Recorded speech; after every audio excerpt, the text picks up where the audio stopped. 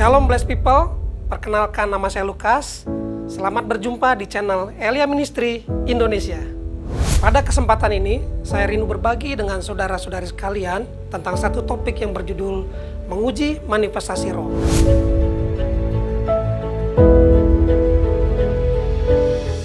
Dalam 1 Tesalonika 5:21 dikatakan, ujilah segala sesuatu dan peganglah yang baik.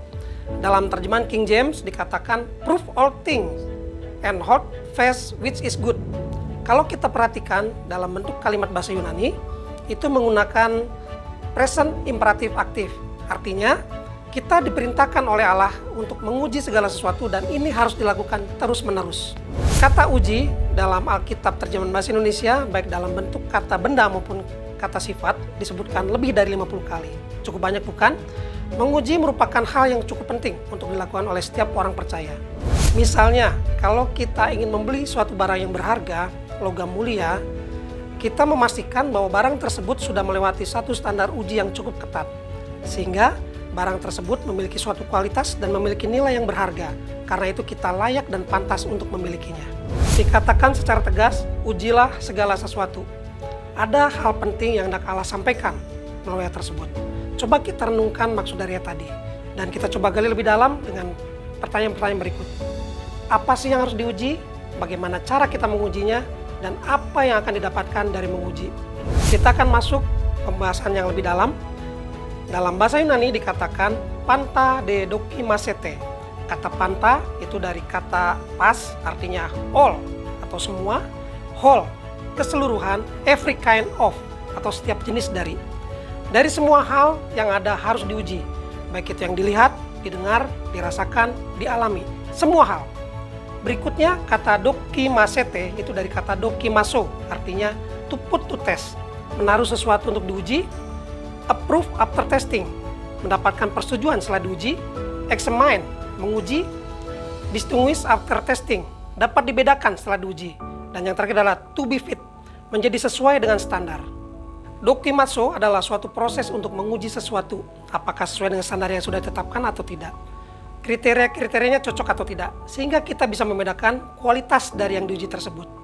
Karena itu harus ada standar pengujian yang berlaku untuk menjadi pembanding, tolak ukur antara yang diuji dengan satu tolak ukur yang sah, untuk menyatakan apakah itu sesuai atau tidak. Apakah standar itu? Yaitu firman Tuhan, yang merupakan standar mutlak. Jadi segala sesuatu harus diuji dan dinilai kebenarannya dengan firman Tuhan. Dia tadi dikatakan ujilah roh-roh. Jadi kata roh di situ disebutkan dalam bentuk jamak. Berarti ada banyak roh dan semua itu harus diuji. Apakah itu berasal dari Allah atau bukan? Manifestasi adalah sesuatu yang diwujudkan dalam bentuk realita fisik yang bersumber dari realitas spiritual. Bersumber dari sesuatu yang tidak terlihat, kemudian terwujud dalam bentuk yang terlihat, dapat didengar dan dirasakan secara fisik. Ada 5 sumber manifestasi roh. Yang pertama adalah Allah, yang kedua malaikat-malaikat, yang ketiga manusia, yang keempat iblis, yang kelima roh-roh jahat. Dari 5 sumber manifestasi roh yang sudah disebutkan tadi, itu dibagi menjadi 2. Apakah berasal dari Allah atau dari iblis dan roh-roh jahat. Ini adalah prinsip pengujian yang paling mendasar. Jadi sumber manifestasinya berpihak kepada siapa? Ini penting sekali. Jadi harus diperhatikan dengan sungguh-sungguh supaya kita tidak salah dalam mengambil sikap dan tindakan yang nantinya akan berpengaruh di waktu yang akan datang. Dalam 1 Yohanes 4 ayat 1 pada kalimat bagian yang terakhir, sebab banyak nabi-nabi palsu yang telah muncul dan pergi ke seluruh dunia. Di situ disebutkan nabi-nabi palsu, bukan hanya satu tetapi banyak nabi palsu. Karena itu setiap hamba Tuhan yang mengklaim dirinya sebagai nabi Tuhan atau menyampaikan nubuatan yang diakuinya sebagai pesan dari Tuhan, itu harus diuji. Apakah itu berasal dari Tuhan atau bukan?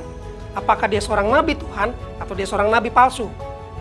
Nabi adalah orang yang menyampaikan pesan Tuhan kepada umatnya melalui suatu inspirasi ilahi. Nubuatan adalah isi pesan Tuhan untuk umat Tuhan yang disampaikan melalui perkataan seorang nabi. Jadi bentuk manifestasi apa yang harus diuji dari seorang nabi? Dalam kitab Yeremia 14 ayat 14, di situ ada beberapa hal yang menjadi dasar. Pertama, seorang nabi itu harus diutus oleh Allah. Yang kedua, isi nubuatan itu tidak boleh bertentangan dengan firman Tuhan. Yang ketiga, seorang nabi tidak boleh bernubuat atas kehendak hatinya. Nah, jadi nabi dan isi nubuatan itu harus sesuai dengan firman Tuhan dan harus berpusat pada Allah. Dalam 1 Korintus 14 ayat 3 dikatakan, tetapi siapa yang bernubuat, ia berkata-kata kepada manusia yang membangun, menasihati dan menghibur. Jadi dia tersebut ada 3 prinsip penting dalam suatu nubuatan, yaitu membangun, menasihati dan menghibur. Jika kita baca di ayat berikutnya, yaitu di ayat keempat, disitu dikatakan bahwa tujuan nubuatan adalah untuk membangun jemaat. Dan pada ayat 31 dikatakan bahwa jemaat belajar dan beroleh kekuatan. Jadi kalau ada nubuatan yang disampaikan, kita harus uji berdasarkan prinsip kebenaran firman Tuhan.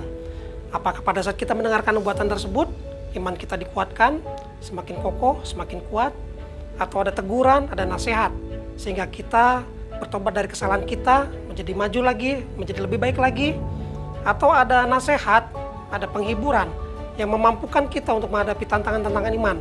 Dan apakah lewat nubuatan itu kita menjadi semakin mengenal Allah dan bagaimana cara Allah bekerja? Atau mungkin sebaliknya, pada saat kita mendengarkan nubuatan, kita malah mengalami kecemasan, ketakutan, intimidasi, atau malah menjadi semakin lemah. Melalui firman-Nya, Allah mengajarkan kepada kita sehingga kita tahu dan mengerti apa yang benar dan apa yang salah. Dan Allah juga mengaruniakan kepada kita kepekaan, hikmat, dan pengetahuan sehingga kita bisa membedakan sumber manifestasi tersebut. Asalkan kita mau tunduk dan taat kepada Allah dan mengembangkan kepekaan kita terhadap Roh Kudus. Jadi, pada saat kita mendengarkan suatu nubuatan, pengajaran, atau perkataan dari seorang hamba Tuhan, jika itu memang benar dan sesuai dengan firman Tuhan, kita pegang dan sungguh-sungguh. Tetapi jika bukan atau jika tidak, kita tolak. Berikutnya adalah menguji buahnya. Dalam Matius 7 ayat 15 dan 17 dikatakan, waspadalah terhadap nabi-nabi palsu yang akan datang kepadamu dengan menyamar seperti domba. Tetapi sesungguhnya mereka adalah serigala yang buas. Dari buahnya lah kamu akan mengenal mereka. Dapatkah orang memetik buah anggur dari semak duri atau buah ara dari rumput duri? Demikianlah setiap pohon yang baik menghasilkan buah yang baik, sedang pohon yang tidak baik menghasilkan buah yang tidak baik. Buah adalah manifestasi dari motif hati seseorang dan perbuatan-perbuatan yang dilakukan secara terus-menerus. Mulai satu proses, dimulai dari akar, dan terwujud menjadi satu hal yang terwujud secara fisik, yaitu buahnya. Kita tidak bisa melihat motivasi seseorang, tetapi kita bisa melihat buah yang dihasilkan dari kehidupannya. Kalau akarnya baik, hatinya tulus, hatinya murni, buahnya pasti baik. Tetapi kalau akarnya jahat, hatinya jahat, tidak baik, tidak benar di hadapan Allah, buahnya pasti buruk. Jadi jangan terpesona oleh karisma seorang hamba Tuhan, karena karisma yang nampak itu bisa menipu. Seorang nabi palsu, guru palsu, atau apapun itu, pada awalnya mungkin terlihat seperti seorang yang tulus, seorang yang murni, dengan kata-kata yang manis dan meyakinkan, pengajaran yang hebat, bahkan juga melakukan mujizat-mujizat dan hal-hal yang luar biasa. Kalau kita mengabaikan prinsip menguji segala sesuatu, tanpa disadari kita akan masuk dalam jerat manipulasi hamba Tuhan palsu. Pada awalnya tidak terdeteksi, semakin lama semakin terikat, semakin terjerat, dan semakin sulit untuk keluar dari jerat tersebut. Kita akan diperdaya, dieksploitasi, dimanipulasi, dan bahkan ada yang dilecehkan, dan semua itu mengatasnamakan Tuhan. Tetapi sesungguhnya itu adalah untuk motif dan kepentingan pribadi hamba Tuhan palsu tersebut yang tidak memuliakan Tuhan. Itu jelas-jelas bukan berasal dari Allah. Karena itu, integritas seorang hamba Tuhan itu sangat penting. Jadi, realitas secara spiritual dari seorang hamba Tuhan, motif hatinya, kemurnian hatinya, passionnya, itu akan termanifestasi secara fisik melalui buahnya. Jadi, menguji itu harus dilakukan secara aktif dan terus-menerus. Tuhan menghendaki supaya setiap anak-anaknya waspada. Dan Allah katakan bahwa setiap anak Tuhan itu harus cerdik seperti ular, supaya tidak masuk ke dalam tipu muslihat iblis dan terseret dalam kemunafikan hamba Tuhan palsu. Dan yang jauh lebih berbahaya adalah menyetujui perbuatan jahatnya. Prinsip yang sama juga dapat diterapkan kepada rasul, gembala, pengajar, dan para hamba Tuhan. Tapi perlu digarisbawahi bahwa kita harus mengasihi semua orang, dan kita harus menghormati setiap hamba Tuhan yang bersungguh hati kepada Tuhan, menghormati penempatannya dan pemakaiannya dimanapun Allah tempatkan.